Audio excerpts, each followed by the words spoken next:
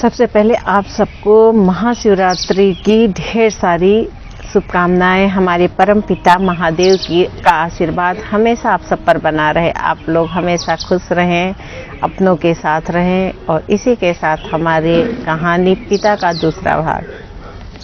Thank you. अपनी सफलताओं का रौब अपने माता पिता को मत दिखाना, कि अपनी सफलताओं का रौब अपने माता पिता को मत दिखाना। उन्होंने अपनी ज़िंदगी हार के आपको जीतना सिखाया है। फ्रेंड्स, मैं आपकी दोस्त सुधा सिंह विकलांग साथी ट्रस्ट के दिव्यांगम चैनल से आप सबका स्वागत करती हूं और आशा करती हूं आप लोग स्वस्थ होंगे।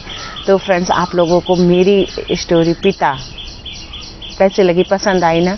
मैं आशा करती हूँ आप लोगों को बहुत पसंद आई होगी और आप लोगों ने काफ़ी उसे सराहा है, आपके कमेंट के द्वारा पता चला।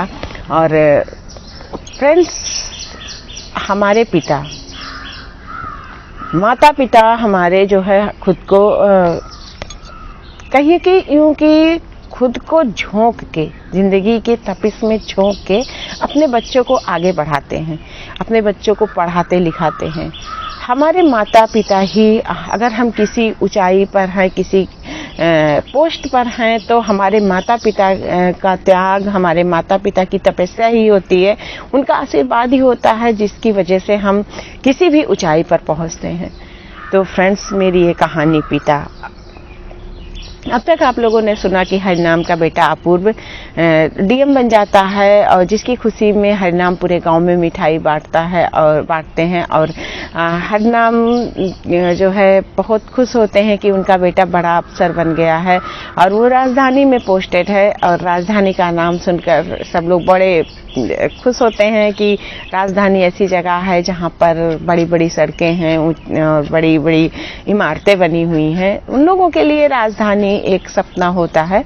और जब ऐसे में उनका हरिनाम अपने बेटे से मिलने जाते हैं तो उनका बेटा अपूर्व उनका तिरस्कार कर देता है। उन्हें ये कह के चपरासी से ये कहता कि हमारे दूर के रिश्तेदार हैं और मैं इनको पिताजी कहता था, इस वजह से ये खुद को मेरा पिता कहते हैं। मेरे पिताजी अनपढ़ गंवार नहीं है, मेरे पिताजी पढ़े लिखे हुए हैं।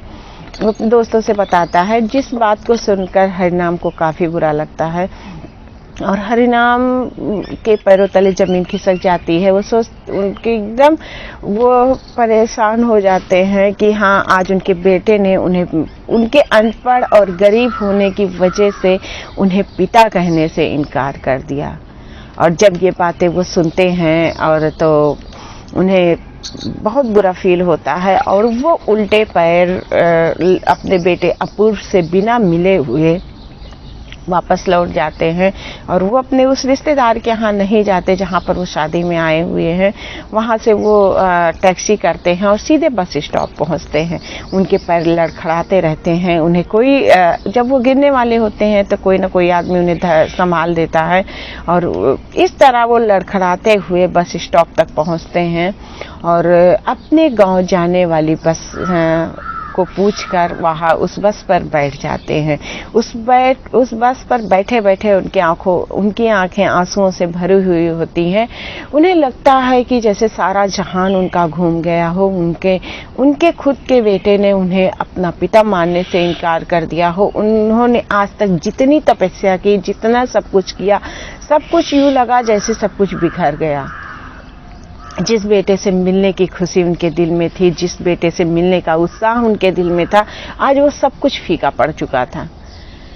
वो किसी तरह बस में चढ़ते हैं और बस में चढ़कर एक सीट पर किनारे बैठ जाते हैं और अपने उन दिनों में खो जाते हैं जब उनके बेटे अपूर्व का जन्म हुआ था। उनकी एक बेटी थी, पहले से गरीब थे और सबको ये लग रहा था कि एक बेटा हो जाए तो कम से कम उनका खानदान चले और बेटे के होने से उन्हें बुढ़ापे का सहारा मिल जाए। बेटी तो थी ही, वो बेटी को अपने बहुत प्यार करते थे, बहुत मानते दुलारते थे, पर एक बेटे की ख्वाहिश उनके मन में कहीं ना कहीं थी। कुछ दिन बाद अपूर्व का जन्म हुआ तो हरिनाम खुशी से झूम उठे थे। उनके मन में अपने बेटे अपूर्व के जन्म से लेकर कुछ ख्वाब पलने लगे। वो अपने बेटे को, सबको देखते थे कि हाँ सबका बेटा पढ़ लिख कर अधिकारी बन गया, अफसर बन गया, तो उनके मन में भी एक ख्वाब था कि वो अपने बेटे को पढ़ा लिखा कर एक अफसर बनाएंगे, उसके ऊपर अपने गरीबी की छाया नहीं पड़ने देंगे। हरिनाम बहुत गरीब थे, उनके पास मात्र 2-3 बीघे खेत थे और उनका खर्चा उसी खेती से चलता था, किसी तरह नमक रोटी से गुजारा हो जाता था। अपूर्व का जन्म हुआ, हरिनाम की पत्नी और हरिनाम, उनकी बेटी बहुत खुश हुई। उनकी बेटी को लगा एक भाई मिल गया और हरिनाम और उनकी पत्नी को यूं लगा कि जैसे उनके कुल को चलाने वाला दीपक मिल गया। अब अपूर्व छोटा ही था और वो अपूर्व को जो है उसकी हर ख्वाहिशों को पूरा करते, कोई भी कुछ मांगता वो लाके उसे सब कुछ देते थे। और इस तरह अपूर्व धीरे धीरे बड़ा होने लगा और उन्होंने अपने बेटे अपूर्व का दाखिला अपने गांव के ही एक सरकारी स्कूल में कराया।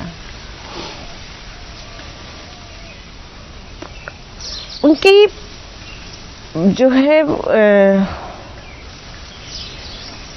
उनका बेटा स्कूल जाने लगा, वो आकर अपने पिता को कविताएं और वहाँ की वर्णमाला सिखाता पढ़ाता और इस तरह जो है उन्हें अब उनको बहुत अच्छा लगता है हरिनाम जी को कि हाँ हमारा बेटा पढ़ने लगा है। तो वो अगर अपूर्व अक्सर अपने पिता से बताता कि आज स्कूल में ये हुआ, आज मास्टर साहब ने उन्हें ये पढ़ाया, तो हरिनाम भी सोचते कि मुझे तो आता नहीं, तो बड़े उत्साह से कहते हाँ बेटा बहुत अच्छा किया, बहुत। जब भी मास्टर साहब कुछ पूछे तब उनके हर सवाल का जवाब दिया करो और बहुत अच्छे से पढ़ा करो बेटा, पढ़ाई लिखाई ही सब कुछ है। वो अपने बेटे को समझाते थे, उन्हें जो पता था वो अपने बेटे को समझाते थे। धीरे धीरे जो है अपूर्व ने कक्षा 8 में प्रवेश लिया, 8वीं की परीक्षा पास करके 9th में प्रवेश लिया। अब वो हरिनाम के पास सबसे बड़ी चुनौती थी अपने बेटे को स्कूल भेजने में, क्योंकि उनके पास इतने पैसे नहीं थे कि वो अपने बेटे का नाम हाई स्कूल में लिखा सकते। तो किसी तरह उन्होंने मजदूरी करके उतने पैसे जुटाए और थोड़ा सा कर्ज लिया और अपने बेटे का नाम हाई स्कूल में लिखाया। अपूर्व भी पढ़ाई में बहुत अच्छा था, वो किसी तरह वो अपने पढ़ाई के लिए दूसरे दोस्तों से बुक्स ले लेता था। उसे भी पता था कि हाँ पिताजी के पास इतने पैसे नहीं हैं और घर में खाना भी कभी भी उनके घर में पूरा दाल चावल सब्जी रोटी नहीं बनती थी। कभी दाल चावल बनती थी तो कभी सब्जी रोटी बनती थी, तो कभी नमक और रोटी खाकर वो लोग गुजारा करते थे। पर अपूर्व की पढ़ाई में कोई कमी नहीं आने दिया। अपूर्व ने इस तरह जो है इंटर किया और इंटर करने के बाद उसने बीए में एडमिशन लिया। बीए में एडमिशन उसे अपने गांव से थोड़ी दूर स्कूल में लेना पड़ा और जो है वो अक्सर या तो पैदल जाता था या तो कन्वेंस जो है अगर मिल जाए तो कोई भी जो फ्री में ले जाकर स्कूल तक ड्रॉप कर दे उस कन्वेंस को कर लेता था, या तो ज़्यादातर वो पैदल ही चलता था। एक दिन अपूर्व कॉलेज गया, वहाँ लेट हो गया उसे पहुँचने में, तो वो घर पर आकर गुस्सा करने लगा कि मेरे पास आज एक साइकिल होती तो मैं स्कूल ठीक से टाइम से पहुँच जाता, आज मेरी एक क्लास मिस हो गई और इसकी वजह से आज मेरा कितना नुकसान हुआ, मुझे अपने दोस्तों से अब नोट्स लेने पड़ेंगे।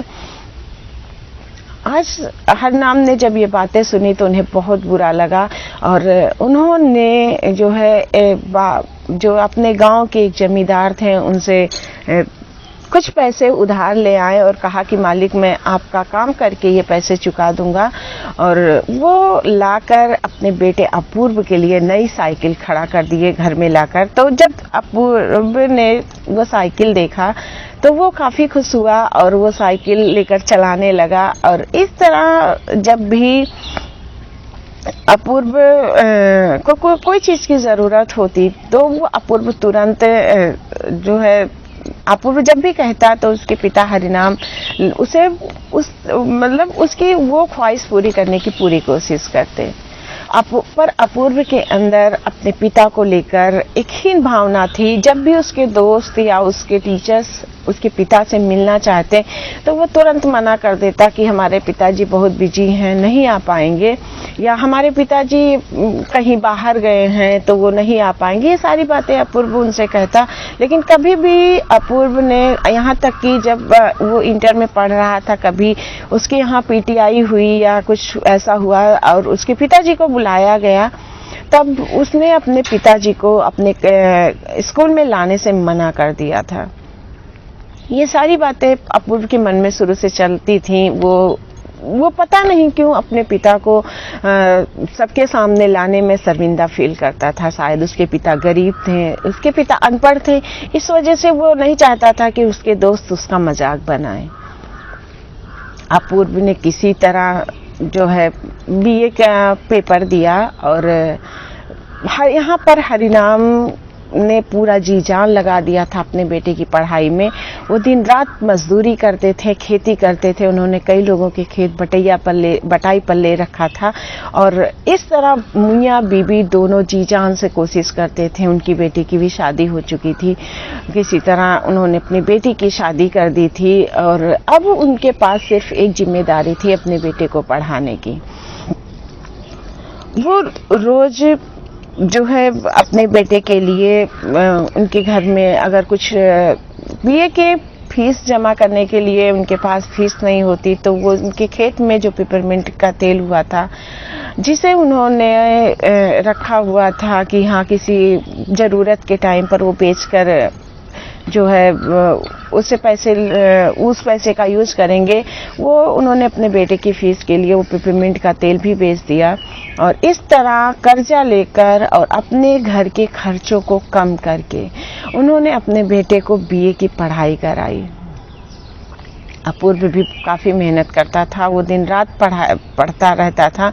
अपूर्व हरिनाम के घर में सब कुछ ख़त्म हो जाता था पर कभी मिट्टी का तेल नहीं ख़त्म होता था, क्योंकि उनका बेटा अपूर्व रात में लालटेन से पढ़ाई करता था, जिसकी वजह से हरिनाम सोचते थे कि अगर तेल नहीं रहेगा तो हमारा बच्चा कैसे पढ़ेगा। इस वजह से उनके घर में एक बार रात को खाना ना बनता, लेकिन उनके घर में मिट्टी का तेल कभी नहीं ख़त्म होता था।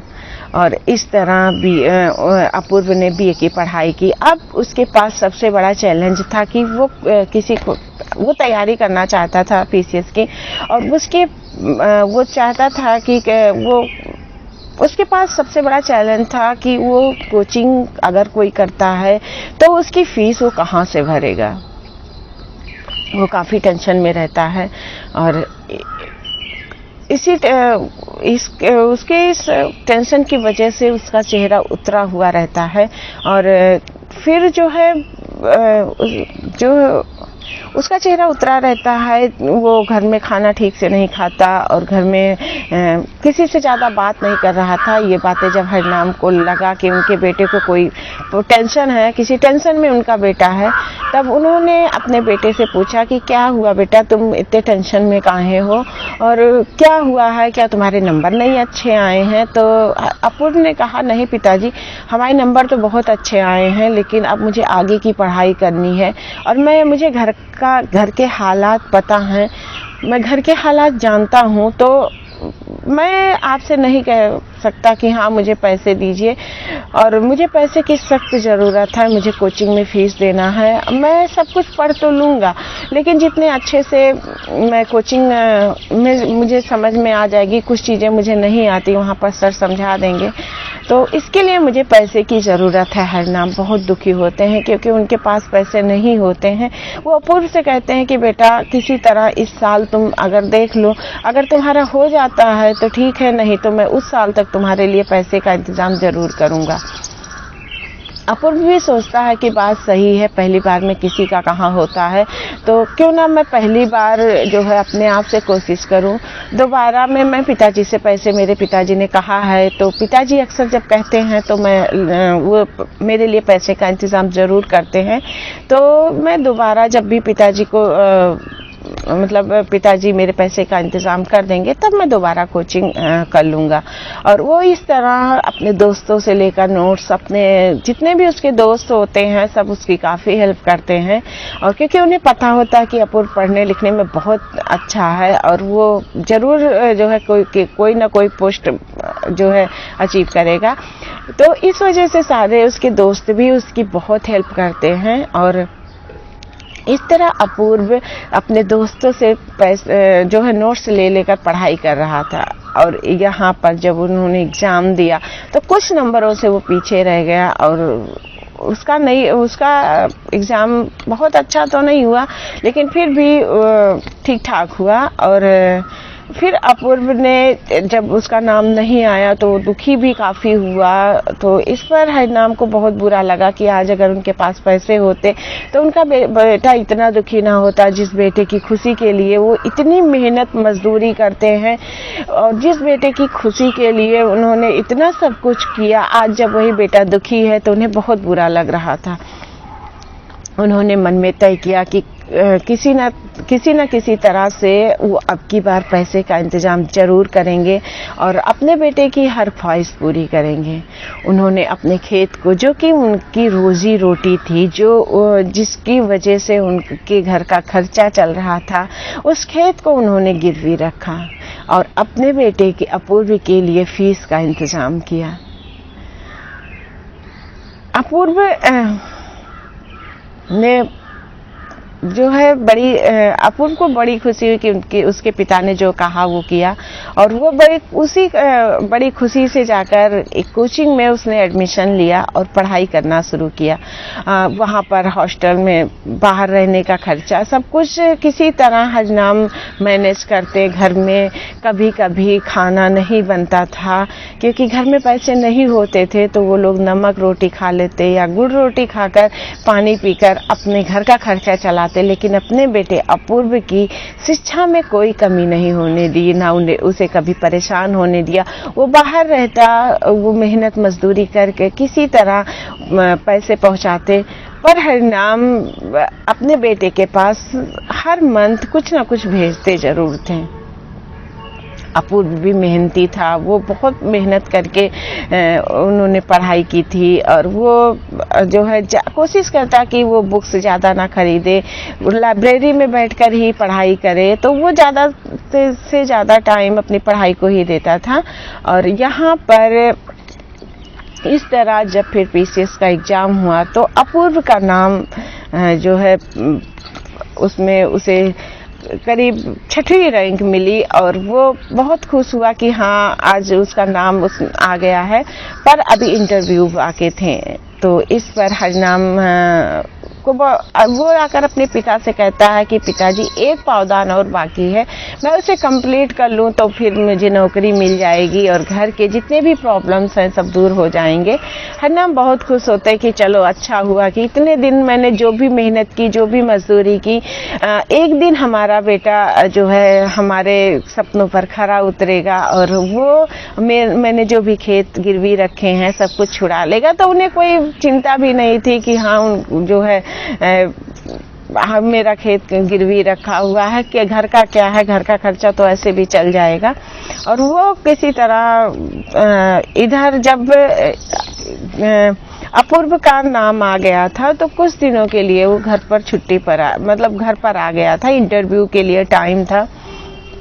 और वो जब घर में खाना बनता तो कभी सब्जी रोटी बनती, कभी दाल चावल बनता, तो अपूर्व कहता है पिताजी ये कैसे खाना है, मतलब ये मैं नहीं खा पाऊंगा और बिना सब्जी के बिना रोटी के आप लोग दाल चावल कैसे खा लेते हो। तो हरिनाम ने कहा, हरिनाम मुस्कुराने लगे। उन्होंने अपने मन में सोचा कि बेटा तुम्हें क्या पता, हम लोग तो कभी कभी नमक रोटी खाकर भी सो जाते हैं। हरिनाम और उनके बेटे अपूर्व अपूर्व ज्यादातर खुद में मस्त रहता और वो जब भी कभी गांव में निकलता या गांव वालों से मिलता और सब लोग कहते कि तुम्हारे पिता ने बहुत मेहनत की है तो बेटा तुम्हें पढ़ाने में, आज तुम्हारा नाम अगर आया है तो सिर्फ इस वजह से क्योंकि तुम्हारे पिता ने बहुत मेहनत की है। तो इस पर अपूर्व मन ही मन गुस्सा था कि सारी मेहनत मैंने की है, नाम पिताजी का लग रहा है, इतनी मैं अगर पढ़ता ना तो क्या मेरा नाम ऐसे ही आ जाता, पिताजी चाहे जितना पैसा देते, अगर मैं पढ़ाई ना करता तो क्या मेरा नाम ऐसे ही आ जाता। सब लोग बस मेरे पिताजी को ही कह रहे हैं, मुझे कोई नहीं कहता कि हाँ अपूर्व तुमने पढ़ाई भी बहुत की। तो इस पर वो थोड़ा सा मन में गुस्सा भी करता और इस वजह से वो जब गांव में थोड़ा कम निकलता था और जब भी कोई उनसे कहता, उसके दोस्त या उसके दोस्त अगर घर आना चाहते तो अपूर्व उन्हें मना कर देता कि हाँ नहीं मेरे घर मत आओ, मैं घर पर नहीं हूँ, मैं यहाँ रिश्तेदारी में गया हूँ या यहाँ घूम रहा हूँ तो मेरे घर मत आओ, क्योंकि उसे पता था कि अगर मेरे दोस्त मेरे घर आएंगे तो मेरा मजाक बनाएंगे, क्योंकि उनके घर में ना चाय के लिए कप था, ना घर में कोई सुख सुविधा थी, उनका घर भी टूटा फूटा था और इस वजह से अपूर्व अपने दोस्तों से भी मिलाने में कतराते थे। और इस तरह पर ये बातें हरिनाम कभी नहीं समझ पाए कि उनका बेटा उनकी गरीबी को लेकर उसके मन में इतने सारे उसे मतलब उनके बेटे को उनकी गरीबी से इतनी शर्मिंदगी फील होती है। हरिनाम बहुत खुश थे कि हाँ उनका बेटा अब अधिकारी बन जाएगा, अफसर बन जाएगा और इस तरह जो है अपूर्व कुछ दिन बाद इंटरव्यूज के लिए कॉल आता है और वो इंटरव्यू देने के लिए अपूर्व जाता है। वहाँ पर उसके पिता उसके लिए एक नया ड्रेस लाए रहते हैं। वो ड्रेस बहुत अच्छी तो नहीं होती है लेकिन फिर भी उनके हिसाब से वो बहुत महंगी ड्रेस होती है। अपूर्व उस ड्रेस को पहनकर इंटरव्यू देने के लिए जाते हैं और वहाँ पर उनका सिलेक्शन हो जाता है। कभी बस कंडक्टर आकर उन्हें टिकट कहकर उन्हें उनके पिछली सभी यादों से बाहर निकालता है। हरिनाम को कुछ समझ में नहीं आता, उनकी आंखें भरी हुई होती हैं और वो जेब से 500 का नोट निकालकर कंडक्टर को दे देते हैं। वो 500 का नोट उन्होंने अपने घर के अनाज को बेचकर वो अपने बेटे से मिलने के लिए आए थे। तो उन्होंने सोचा था कि हमारा बेटा इतना बड़ा अधिकारी है तो मैं उसे आते टाइम ये पैसे दूंगा। और वो 500 का नोट उन्होंने बहुत ही प्यार से छुपा के रखा हुआ था। कंडक्टर ने पैसे लिए और उन्हें जो भी पैसे बचा वापस किए। हरिनाम को समझ में नहीं आ रहा था कि उन्हें कितने पैसे देना है, कितने क्या करना है। तो फ्रेंड्स, मेरी ये कहानी पिता भाग 2 यहीं पर समाप्त होती है। भाग 3 लेकर मैं फिर हाजिर होती हूँ, आप लोगों को सुनाती हूँ कि आगे हरिनाम की ज़िंदगी में क्या क्या होता है और हरिनाम की लाइफ में क्या क्या घटनाएं घटित होती हैं, ये सब मैं आप लोगों को सुनाती हूँ। और अगर मेरी ये कहानी पसंद आए तो please like, comment and share कीजिएगा और अपने पिता को प्लीज़ पूरी तरह से आदर और सम्मान दीजिएगा। हमारे माता पिता हमारे गर्व हैं, हमारी अगर कहते हैं ना कि अगर हम आज समाज में हैं तो हम सिर्फ अपने माता पिता की वजह से हैं। तो प्लीज़ अपने माता पिता को पूरा आदर दीजिएगा। आपके पिता जो आपको आपके कदमों पर चलना सिखाते हैं, समाज से लड़ना सिखाते हैं, समाज में जीना सिखाते हैं, उन पिता को सदा नमन कीजिएगा और उनकी सेवा कीजिएगा। अगर उन्होंने आपको पाल पोस के बड़ा किया है तो इस वृद्धावस्था में या इस अवस्था में उन्हें आपके सहारे की ज़रूरत है। तो प्लीज़ अपने पिता को सहारा दीजिएगा। आपके पिता आपका अभिमान है, आपका स्वाभिमान है और जब तक वो आपके सर पर उनका हाथ है तब तक आप बच्चे हैं। जिस दिन उनका हाथ आपके सर से हट जाएगा उस दिन से आप बच्चे नहीं रहेंगे। और इंसान चाहे जितना बूढ़ा हो जाए पर वो अपने माता पिता के लिए हमेशा बच्चा रहता है और जब तक उसके माता पिता जिंदा रहते हैं तब तक वो एक बच्चा रहता है। माता पिता के जाते ही इंसान के सर से उस बच्चे का बच्चा होने का टैग ही हट जाता है। तो प्लीज़ आप लोग अपने माता पिता का सम्मान कीजिएगा। और मैं फिर आप लोगों से मिलती हूँ शनिवार को, तब तक के लिए बाय।